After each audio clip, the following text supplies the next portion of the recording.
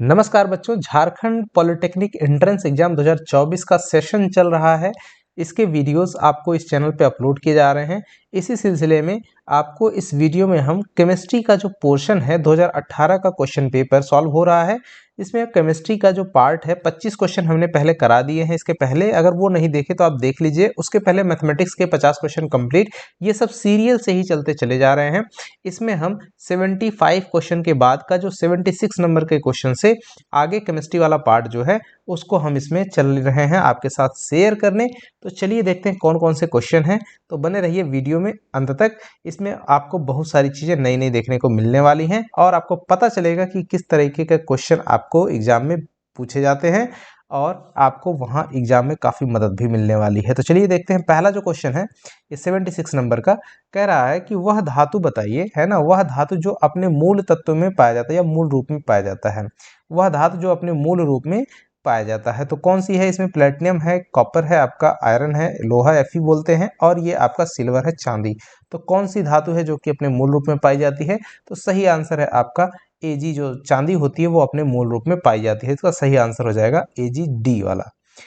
Question 77 number का देखिए, जब पीतल को लंबे समय के लिए वायु के संपर्क में रखा जाता है तो उसका रंग किस चीज के कारण जो है हरा हो जाता है? ध्यान रखना, पीतल का रंग जो है कैसा हो जाता है? हरा। जैसे जंग में उसमें जंग लग जाता है ना। कॉपर में भी ऐसे ही एक लेयर चढ़ जाती है। ऐसे ही पीतल में जब बहुत दिन तक रखा जाता है, वायु के संपर्क में आता है तो उस पे भी एक लेयर जम जाती है जो ग्रीन कलर की होती है। वो किस चीज का रंग होता है? उस तत्व का नाम आपको बताना है ना। तो वो तत्व आपका क्या होता है? कॉपर कार्बोनेट, यानी CuCO3 जो होता है। CuCO3 कहाँ पे है? यस, सी वाला ऑप्शन है। तो CuCO3 जिसको हम लोग बोलते हैं कॉपर कार्बोनेट की एक हरी लेयर जम जाती है उस पीतल के बर्तन के ऊपर, या जो भी रहेगा उस चीज का, पीतल का बना हुआ। आगे बढ़ते हैं अगले क्वेश्चन पे। 78 नंबर देखिए, झलाई लिखा हुआ, ये आपको समझ में तो नहीं आने वाला। यहाँ पे आप देखिए, alloy use to welding. Welding समझ में आता ही होगा। जैसे दो आयरन की चीजें होती हैं टूटी हुई, तो उनको जोड़ने के लिए जो मटेरियल यूज किया होगा, आपने देखा होगा कि दुकान रखे हुए होते हैं साइकिल का, जैसे पैडल वगैरह टूट जाता है तो उसको ज्वाइंट करने के लिए, या फिर उसका जो कैरियर होता है वो सब कुछ भी उसका पार्ट टूटता है तो उसको वेल्डिंग करके जोड़ा जाता है। तो वही वेल्डिंग है जो आप जानते हो, दुकानों पे देखते हो। तो वेल्डिंग के लिए प्रयोग की जाने वाली जो मिश्र धातु होता है, मिश्र धातु को एलॉय बोलते हैं। यहाँ पे देखिए इंग्लिश में लिखा हुआ है। तो वो किस चीज का बना हुआ होता है ना। तो वेल्डिंग जो होता है वो किस मिश्र धातु का बना हुआ होता है, ये आपको बताना है। तो लेड और टिन की मिश्र धातु का बना हुआ होता है जिससे वेल्डिंग की जाती है, राइट। तो ये एक्चुअली उस रॉड की बात कर रहा है ना। तो वो आपका लेड और टिन, लेड को Pb से लिखा जाता है, Pb, और प्लस कौन सा रहता है आपका Sn, टिन को लिखा जाता है Sn से। तो इनकी मिश्र धातु का बना होता है। तो आप देख लीजिए, लेड यानी सीसा और टिन कहीं पे होगा। यस, ऑप्शन नंबर ए में आपका है, ये सही हो जाएगा। आगे देखिए 78 के बाद 79 नंबर का क्वेश्चन, निम्नलिखित में से तरल अधातु, ध्यान देना, तरल अधातु नॉन मेटल की बात कर रहा है, और वो भी कैसा होना चाहिए? लिक्विड होना चाहिए। तो लिक्विड, ऐसा कौन सा धातु है जो कि लिक्विड फॉर्म में इकलौता होता है? समझ लीजिए, सामान्यतः धातु क्या होती हैं? तरल नहीं होती हैं, सॉलिड या फिर आपके पिसी हुए रूप में होती हैं, पोरस कंडीशन में तो ऐसी होती है। लेकिन एक ऐसा धातु है जो कि लिक्विड कंडीशन में रहता है, लिक्विड स्टेट में पाया जाता है, वो है आपका ब्रोमीन। और इकलौता एकमात्र ऐसा धातु है जो कि लिक्विड फॉर्म में रहता है, लिक्विड स्टेट में पाया जाता है, उसका नाम होता है Hg, पारा बोलते हैं, मरकरी, है ना। तो ये दोनों में ध्यान रखना, Hg क्या है? धातु है, जबकि आपका ब्रोमीन क्या है? अधातु है। दोनों पे ही क्वेश्चन बनते हैं। हो सकता है इसमें ब्रोमीन है, आपको हो सकता है कि पूछ ले कि निम्नलिखित में से कौन सा तरल धातु है। तो आंसर क्या हो जाएगा? Hg हो जाएगा अगर धातु पूछेगा तो। बाकी अभी के लिए हमारा ऑप्शन क्या सही होगा? ब्रोमीन, क्योंकि अधातु पूछा है, वो भी तरल। आगे बढ़ते हैं, अगला 80 नंबर का क्वेश्चन, पीतल किस चीज का, किसकी मिश्र धातु होता है ना। पीतल डैश की मिश्र धातु है। तो पीतल किन चीजों की मिश्र धातु होती है? तो कॉपर और जिंक जो होता है, कॉपर Cu+Zn, है ना। कॉपर और जिंक की मिश्र धातु होती है क्या? पीतल। तो याद रखिएगा, पीतल किसका किसका मिल किन चीजों से मिलकर बना होता है? तो कॉपर और जिंक को मिलाने से पीतल बनता है। इसकी एक मिश्र धातु होती है, एलॉय होती है। आगे बढ़िए, 81 नंबर का जो क्वेश्चन है, कार्बन का अपर रूप, है ना। देखिए एलोट्रोप बोलते हैं, allotrope of carbon which process melting which process high melting point. तो कार्बन का ऐसा अपरूप जिसका उच्च गलनांक हाई मेल्टिंग पॉइंट होता है वो कौन सा है? तो भाई जाहिर सी बात है, सबसे जो ठोस सबसे पदार्थ होता है ना, वो आपका हीरा, ये एक कार्बन का अपर रूप होता है जिसका मेल्टिंग पॉइंट बहुत हाई होता है। तो सही आंसर डी आपका हो जाएगा। 82 नंबर का जो क्वेश्चन है, देखिए, वह यौगिक जो जलाने पर धूमिल ज्वाला, यानी कि जो मतलब साफ नहीं, एकदम गंदी धूमिल ज्वाला की रूप देता है, तो वो आपको इसमें से कौन सा है ना? तो जो देखिए, इसमें इसका जो सही आंसर होगा, जो एथिलीन होता है, आपने देखा होगा, जो देखा कहाँ होगा, लैब में ही पता चलेगा।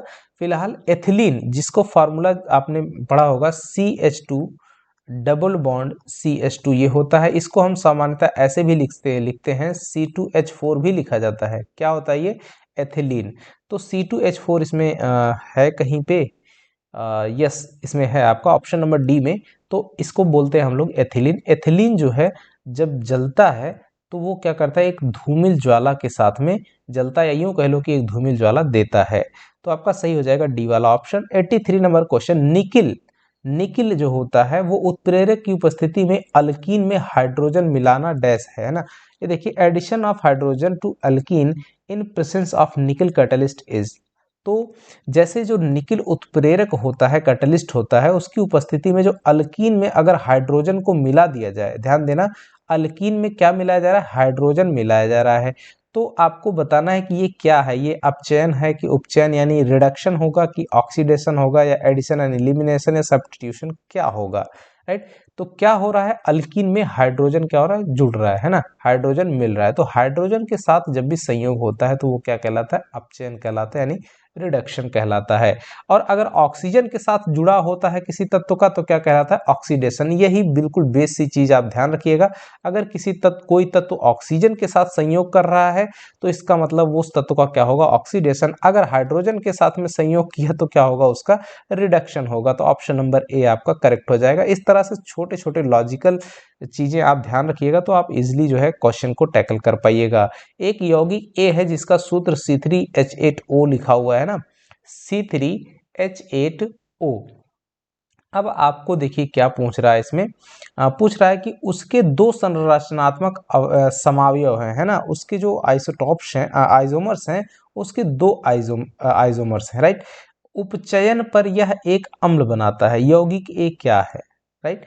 तो ध्यान देना, तो आप इसको जैसे ही यौगिक ए को पूछ रहा है कि यौगिक जिसका सूत्र ये दिया हुआ है ना, उसके दो संरचनात्मक अवयव हैं, समावयव हैं, उपचयन पर यह एक अम्ल बनाता है, यौगिक ए पूछ रहा है जिसका सूत्र ये दिया हुआ है ना, इसका एक्चुअली नाम पूछ रहा है। देखिए किस तरह से क्वेश्चन को घुमा के पूछा जाता है ना। ये बेसिकली कुछ नहीं, इस ये जो नाम दिया हुआ है इसका आपको नाम पूछ रहा है IUPAC पद्धति में नाम, IUPAC पद्धति में नाम। लेकिन देखो क्वेश्चन का स्टैंडर्ड देखिए किस तरह से बना के पूछता है। तो सबसे पहले इसका स्ट्रक्चरल फार्मूला बना लीजिए, है ना। देखिए कार्बन कार्बन कार्बन ऐसे जोड़ लीजिए, फिर उसके बाद हाइड्रोजन को यहाँ पे इस तरह से ऐड करते चलेंगे, एक हाइड्रोजन हाइड्रोजन और यहाँ पे हाइड्रोजन जुड़ जाएगा इस तरह से, है ना। तो 1 2 3 4 5, 5 हाइड्रोजन, 6 हाइड्रोजन, 7 हाइड्रोजन, यहाँ पे 7 हाइड्रोजन हो गए। एक ऑक्सीजन के साथ में ये पे क्या होना चाहिए? एक हाइड्रोजन भी, तो यानी एक सिंगल बॉन्ड OH इस तरह से जुड़ जाएगा। सभी में सिंगल बॉन्ड है, आप देखिए स्ट्रक्चरल फार्मूला तैयार हो गया। सभी में सिंगल बॉन्ड है और एक फंक्शनल ग्रुप है OH। OH का मतलब होता है ऑल, है ना, ऑल इसका उच्चारण होता है ऑल। तो अब सिंगल बॉन्ड है तो एथ यूज होता है, राइट, एथेन। सिंगल बॉन्ड में यहाँ पे देखिए सिंगल बॉन्ड में एन होता है और इन होता है आपका डबल बॉन्ड में, और आइन होता है ट्रिपल बॉन्ड में। तो चूंकि इसमें सिंगल बॉन्ड ही ऐड है तो इसका मतलब एन का उच्चारण होने वाला है, राइट। तो इसके नाम में क्या लगेगा? एन लगेगा। तो ये बनेगा, एक्चुअली देखिए कार्बन की संख्या गिनिए, तो कार्बन की संख्या इधर से 1 2 3, चाहे आप इधर से 1 2 3 भी काउंट कर सकते हो, राइट। तो 3 कार्बन है तो मेथ एथ प्रोप, 3 कार्बन हो गया तो क्या बन जाएगा? Prop plus an, prop plus an और प्लस ऑल, राइट। इन तीनों को जब आप मिलाओगे तो क्या बन जाएगा, प्रोपेनॉल, राइट। क्या बन जाएगा, प्रोपेनॉल, प्रोपेनॉल बन जाएगा। लेकिन कितने पे, जिस, ये देखिए इसमें नंबर करके लिखा हुआ था, जिस पे ये OH ग्रुप लगा हुआ था, फंक्शनल ग्रुप, उसको नंबरिंग कर देना है कार्बन से, कितने नंबर पे जुड़ा हुआ है। तो हम इसको देखिए, चाहे लेफ्ट से काउंट करें चाहे राइट से, अगर हम इस तरफ से काउंट करते हैं 1 2 3 कार्बन देंगे तो इसमें 3 OH यानी कि 3 प्रोपेनॉल लिखा जाएगा। लेकिन यहाँ पे कहीं ऑप्शन में नहीं है, इसका मतलब है कि काउंटिंग किधर से है, काउंटिंग इस साइड से है। तो ये देखिए 1 हो गया, 2 हो गया, 3 हो गया, यानी कि 1 प्रोपेनॉल आपका सही हो जाएगा, ऑप्शन नंबर सी। तो कुछ क्वेश्चन ऐसे भी आते हैं डियर, तो ध्यान रखिएगा। चलिए अगले क्वेश्चन की तरफ चलते हैं। 85 नंबर, विकृत परिशोधित स्पिरिट में उपस्थित जो विषैला जैविक यौगिक होता है वो क्या होता है। तो ये तो आपको पता होना चाहिए कि इसमें क्या होता है ना। ये आपका जो फार्मिक एसिड होता है, जिसको बोलते हैं फॉर्मिक अम्ल हिंदी में, तो ये ही वो जैविक होता है, यौगिक होता है ना, जैविक विषैला जैविक यौगिक है, जो किसमें पाया जाता है, विकृत का मतलब जो बेकार हो चुका रहता है, विकृत परिशोधित स्पिरिट में, है ना। Poisonous organic compound present in denature rectified spirits. तो क्या होगा इसमें, फॉर्मिक एसिड इसका सही आंसर हो जाएगा डियर। आगे बढ़ते हैं अगले क्वेश्चन की तरफ। 86 नंबर का क्वेश्चन देखिए, यहाँ पे बोल रहा है hydrolysis of an ester in presence of alkyne alkali alkali is, है ना, इज कॉल्ड। तो देखिए अल्कली की उपस्थिति में एक एस्टर है जिसका जलीय अपघटन होता है, उसको हम लोग क्या कहते हैं, तो इस प्रोसेस को बोला जाता है साबुनीकरण, है ना, सॉप्निफिकेशन बोलते हैं, है ना, सेपोनिफिकेशन, सेपोनिफिकेशन हिंदी में साबुनीकरण बोलते हैं। सॉप मतलब साबुन होता है, तो उसी से यह बना हुआ है शब्द। आगे देखिए अगला क्वेश्चन है 87, वनस्पति तेल जो होता है, यानी कि जो पेड़ पौधों के जो बीज होते हैं उन सबसे, या फिर उनसे जो बनाए हुए जो तेल होते हैं, वो सामान्यतः कैसे होते हैं। संतृप्त वसा अम्ल लिखा हुआ है, कार्बोक्सिलिक अम्ल ये तो बिल्कुल ही नहीं होता है, संतृप्त वसा अम्ल या तो असंतृप्त, इन्हीं दोनों में होगा, या फिर पहला या फिर सी वाला, या तो संतृप्त या असंतृप्त, आपको पहचानना है। तो आपको सही बताएं कि ये असंतृप्त हाइड्रोकार्बन होते हैं, असंतृप्त वसा अम्ल हम इनको कहेंगे। असंतृप्त का मतलब, अगर इनके जो केमिकल फार्मूले होते हैं, इसका मतलब ये सिंगल बॉन्ड, देखिए जब सिंगल बॉन्ड से अगर केमिकल फार्मूले जो उनका स्ट्रक्चर है सिंगल बॉन्ड से कनेक्टेड होता है, तो इसको हम लोग संतृप्त बोलते हैं। क्या बोलते हैं, संतृप्त हाइड्रोकार्बन या संतृप्त जो भी रहेगा, वसा अम्ल है तो संतृप्त वसा अम्ल हो गया।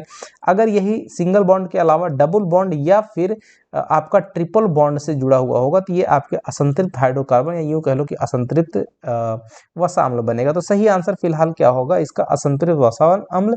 असंतृप्त का मतलब होता है कि इनको ब्रेक होने में काफ़ी कठिनाई होती है, ये इजिली ब्रेक नहीं होते हैं, यानी टूटते नहीं हैं। तो जिसको कहते हैं कि अगर हम यूज़ करते हैं जो वनस्पति तेल होता है, उनको यूज़ इसीलिए नहीं किया जाता क्योंकि वो नॉर्मली जो डाइजेस्ट नहीं होते सही से। डाइजेस्ट होने का मतलब कि ये टूटते नहीं हैं आसानी से, जो असंतृप्त होते हैं। जो संतृप्त होते हैं वो इजीली टूट जाते हैं, यानी उनका डाइजेशन इजीली हो जाता है।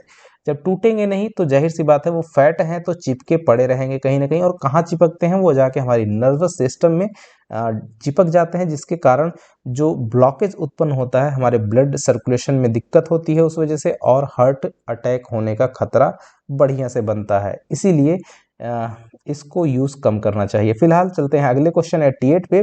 भारी पानी साबुन के साथ गाजा बनाता है। गाजा समझते होंगे आप, फॉर्म की बात कर रहा है ना। देखिए फॉर्म्स स्कम, स्कम होती है। आपने देखा होगा जब कपड़ा आप धुलते हैं तो बहुत सारा ऐसे ऐसे ऐसे ऐसे ऊपर में बन जाता है ना, उसी को गाजा बोलते हैं। तो वो किसके कारण होता है ये आपको बताना है ना। तो देखिए वो जो आपका होता है कैल्शियम क्लोराइड होता है, डी ऑप्शन में लिखा हुआ देखिए 88 का जो है। तो कैल्शियम क्लोराइड के कारण ही वो गाज बनता है, वो झाग जिसको कहते हैं, एक्चुअली यहाँ गाज लिखा हुआ है, कहीं कहीं उसको झाग भी बोलते हैं, फेना बोलते हैं, इसका और भी नाम है देखिए, फेना, झाग, गाज, ये सब बोला जाता है अलग अलग जगहों पर। तो वो किसके कारण बनता है, कैल्शियम क्लोराइड के कारण, CaCl2 के कारण बनता है। 89 नंबर क्वेश्चन देखिए, मिशेल का जल विरोधी अंतः हाइड्रोकार्बन में घुलनशील है क्योंकि देखिए जो जल विरोधी, यहाँ पे देखिए hydrophobic end of micelle is solvable in hydrocarbon because it is, है ना, क्योंकि वो जो है नॉन पोलर होता है, यानी कि अध्रुवी होता है। ध्रुवी नहीं रहेगा तो वो नॉर्मली क्या हो जाता है कि हाइड्रोकार्बन में घुल जाता है इजिली। तो सही आंसर ए हो जाएगा। अगला क्वेश्चन है 90, वे यौगिक जो सजातीय श्रृंखला में नहीं आते, इनमें से कौन सा ऐसा यौगिक है जो सजातीय श्रृंखला में आपका नहीं आता है, ये आपको पहचान के बताना है। तो देखिए सही आपको बता दूं, आप इसका सबका स्ट्रक्चर बनाइएगा तो सभी सिंगल बॉन्ड में बनेंगे, सिंगल बॉन्ड वाले ही आपके सजातीय, या फिर मतलब एक सेम बॉन्ड में बनेंगे। सजातीय का मतलब एक सेम, डबल बॉन्ड है तो डबल बॉन्ड के साथ सभी कनेक्टेड, सिंगल बॉन्ड में है तो सिंगल बॉन्ड में सभी कनेक्टेड होंगे, इस तरह से। और विजातीय का मतलब कहीं सिंगल कहीं डबल बॉन्ड का कनेक्शन हो। तो जब आप स्ट्रक्चरल फार्मूला तैयार करेंगे जो ऑप्शन नंबर बी में लिखा हुआ C4H12O का, तो इसका जो बनता है आपको देखिए इस तरह से बन जाएगा, C single bond C, double bond C, single bond C, और उसके साथ में आपका हाइड्रोजन यहाँ पे इस तरह से कनेक्टेड रहेगा, हाइड्रोजन हाइड्रोजन, और यहाँ पे ये हाइड्रोजन रहेगा, इस तरह से कनेक्टेड रहता है, राइट। और हाइड्रोजन, और यहाँ पे हाइड्रोजन 1 2 3 4 5 है ना। और यहाँ पे आपका भी हाइड्रोजन रहेगा, यहाँ पे ओ रहता है ना। तो कितने हाइड्रोजन, 1 2 3 4 5 6 7 8 9 बन गए, है ना। और हमको चाहिए 3 और चाहिए, तो 3 और चाहिए। तो जब भी इसका आप बनाएंगे तो फिलहाल आपको इसी तरह से मिलने वाला है। अब इसमें और भी कनेक्ट करना है, तो देख लीजिएगा इसका स्ट्रक्चरल फार्मूला कैसे बनता है, और सबका बना के हुए जाइएगा तो आपको यही फॉर्म आपको मिलेगा कि ये जो बी वाला है ये आपका सजातीय श्रृंखला नहीं बनाता है। सजातीय श्रृंखला का मतलब आपको समझ में आ ही गया होगा। चलिए बढ़ते हैं अगले क्वेश्चन की तरफ। देखिए 91 नंबर का जो क्वेश्चन है, अन्य परमाणुओं के साथ जो सहसंयोजी बंध बनाकर लंबी श्रृंखला बनाने की जो प्रक्रिया होती है उसको हम लोग क्या कहते हैं, संकलन, समन्वयन, श्रृंखलन, बहुलीकरण, है ना। तो जो श्रृंखला बनाने की प्रक्रिया होती है उसको हम लोग श्रृंखलन ही कहते हैं। तो सही क्या आंसर हो जाएगा, श्रृंखलन, सी वाला। देखिए लंबी श्रृंखला बनी तो क्या हो गया, श्रृंखलन। आगे चलिए देखते हैं ये क्वेश्चन देखिए 92 वाला दिया हुआ CH3COOH, है ना। तो यहाँ पे एसिटिक एसिड है, और उसके बाद C2H5OH यहाँ पे है आपका एथेनॉल दिया हुआ है। यहाँ पे एरो के ऊपर भी एक ऐसे X बना हुआ है, जो एरो के ऊपर होता है उसको कैटलिस्ट बोलते हैं ना, उत्प्रेरक। उसकी उपस्थिति में ये जो दोनों हैं मिल करके एक चीज़ बना रहे हैं यहाँ पे CH3COO C2H5, और जो है आपका पानी यहाँ पे रिलीज हो रहा है। तो ये जो आपका CH3COOH C2H5 है, इसको हम लोग बोलते हैं, देखिए ये जो है आपका इसको बोलते हैं एथिल एसीटेट। क्या है ये, एथिल एसीटेट एक सॉल्ट होता है ना। ये आपका फॉर्म होता है किसकी उपस्थिति में, सॉरी ये सॉल्ट नहीं होता है, यहाँ पे होता है आप किसकी उपस्थिति में, H2SO4 जो हाइड्रोजन सल्फेट होता है इसकी उपस्थिति में। तो ये एक आपका सॉल्ट के रूप में वर्क करता है, और ये आपका फॉर्म करता है क्या, एथिल एसीटेट, और साथ में पानी बनाता है। तो सही आंसर क्या होगा, X की जगह पे X जो तत्व है वो तत्व क्या है, H2SO4 यानी हाइड्रोजन सल्फेट होता है। आगे बढ़ते हैं 93 का। देखिए आधुनिक आवर्त नियम जो है वो किस पर आधारित है, तो जाहिर सी बात है परमाणु संख्या पर, ये सभी को आपको पता होगा। अगले क्वेश्चन की तरफ देखते हैं 94 का, देख रहे होंगे अब जो है आ रहा है वो डायरेक्टली फैक्ट वाले क्वेश्चन है। मेंडलीव की जो आवर्त सारणी है वो 18-35 परमाणु संख्या वाले जो तत्व हैं वो किस समूह के अंतर आते हैं, तो वो आपके 7वें समूह के अंतर्गत आते हैं। आगे बढ़ते हैं अगले क्वेश्चन की तरफ 95, वह तत्व जिसका स्वभाव विद्युत धनात्मक है, राइट। तो इनमें से कौन सा तत्व है जिसका स्वभाव क्या है, विद्युत धनात्मक की बात कर रहा है, इलेक्ट्रोपॉजिटिव इन नेचर, राइट। तो देखिए सल्फर है, सिलिकॉन है, बोरॉन है, तांबा है ना। तो यहाँ पे इसका सही आंसर क्या हो जाएगा, तांबा, है ना। क्यों, तांबा Cu कॉपर, है ना। जब इसका इलेक्ट्रॉनिक कॉन्फ़िगरेशन करिएगा तो ये क्या बनाता है आपका Cu+ का आयन बनाता है, राइट। ये आई थिंक कि प्लस बनाता है, ये आप चेक कर लीजिएगा कि इसके आउटर सेल में कितने इलेक्ट्रॉन होते हैं, वहां से आपको पता चल जाएगा कि ये 1 इलेक्ट्रॉन दे रहा है बाहर कि 2 इलेक्ट्रॉन दे रहा है। जितने इलेक्ट्रॉन बाहर देगा उतने यहाँ पे प्लस चार्जेस क्रिएट हो जाएंगे। आगे देख लीजिए, अगला क्वेश्चन है 96 का। आवर्त सारणी का जो द्वितीय उच्चतम विद्युत धनात्मक तत्व है, देखिए यहाँ पे second highest electronegative element in the periodic table, तो कौन सा है इसमें जो दूसरे नंबर पे सबसे ज्यादा इलेक्ट्रोनेगेटिव एलिमेंट होता है? तो सबसे पहले नंबर पे आपको बता दें, फर्स्ट नंबर पे आता है फ्लोरीन जिसका परमाणु क्रमांक 9 है, और दूसरे नंबर पे आता है आपका ऑक्सीजन O2। तो यहाँ पे सही आंसर क्या हो जाएगा? ऑक्सीजन। क्या पूछा है? द्वितीय उच्चतम विद्युत धनात्मक, तो क्या होगा? ऑक्सीजन। पहला अगर पूछता तो क्या होता? फ्लोरीन। आगे बढ़ते हैं अगले क्वेश्चन की तरफ। 97 अर्धपूरित बाह्यतम इलेक्ट्रॉन विन्यास वाला तत्व कौन सा है? काफी टेढ़ा और काफी अच्छा क्वेश्चन है, जरा ध्यान दीजिएगा। सबसे पहले देखिए एल्यूमिनियम। एल्यूमिनियम जो होता है उसका परमाणु क्रमांक कितना होता है? 13।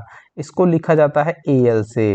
अगला है मैग्नीशियम Mg, परमाणु क्रमांक कितना होता है? 12। इसको हम इसका कॉन्फ़िगरेशन करते हैं तो 2,8,3, इसका कॉन्फ़िगरेशन करते हैं तो 2,8,2, और Mg जो है उसके बाद हमारा बोरॉन है B, जिसका परमाणु क्रमांक कितना होता है? 5, तो ये बन जाएगा 2,3, और फिर आगे जो है आपका नाइट्रोजन जिसका परमाणु क्रमांक 7, ये बन जाएगा आपका 2,5।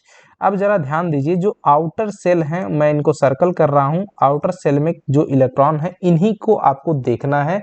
क्यों पूछ रहा है? देखिए बाह्यतम इलेक्ट्रॉन पूछ रहा है ना, यहाँ पे देखिए आउटर मोस्ट इलेक्ट्रॉनिक कॉन्फ़िगरेशन की बात कर रहा है, तो 3, 2, 3, 5 की बात कर रहा है। तो अब मैं इन्हीं को चेक करता हूं कि किसमें जो है कह रहा है कि अर्धपूरित यानी आधा भरा हुआ। ध्यान देना, अर्धपूरित का मतलब क्या हुआ? आधा भरा हुआ।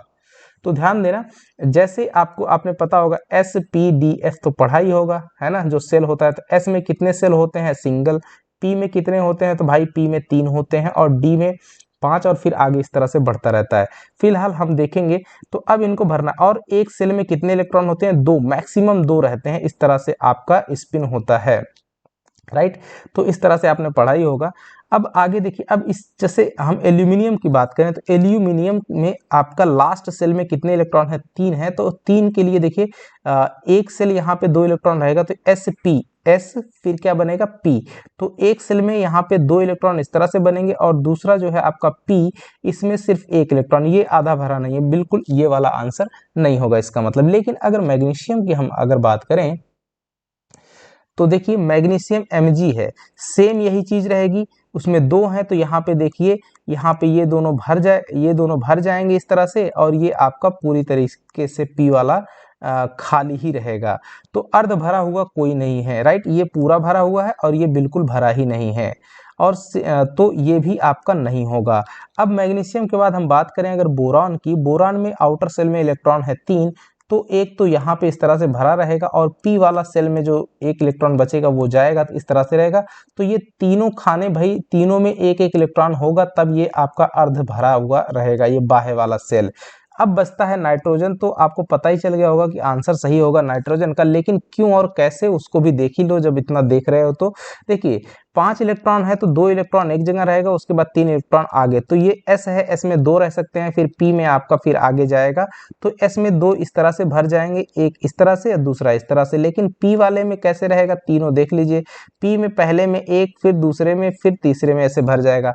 तो ये देख लीजिए, तीनों सेल क्या हो गए? आधे भरे हुए। अब जब दूसरा आता तो इस तरह से यहाँ पे इस तरह से भरता, लेकिन इसमें 3 ही है, तो ये तीनों भर गए, लेकिन आधे भरे हैं। इसका मतलब ये जो बाह्य सेल है यही आपका अर्धपूर्ण है, अर्धपूरित है। तो सही आंसर क्या हो जाएगा? नाइट्रोजन आपका सही हो जाएगा। आगे देखिए प्रभावी केंद्रक आवेश का क्रम, ये देखिए आपका बोर्ड एग्जाम में भी आया हुआ था। अगर आप एग्जाम दिए हुए हैं और जरा सा आपको ध्यान है तो ये क्वेश्चन आपका बोर्ड एग्जाम में आया था, बस यहाँ आरबी की जगह पे कुछ और था, राइट, कुछ और हुआ था।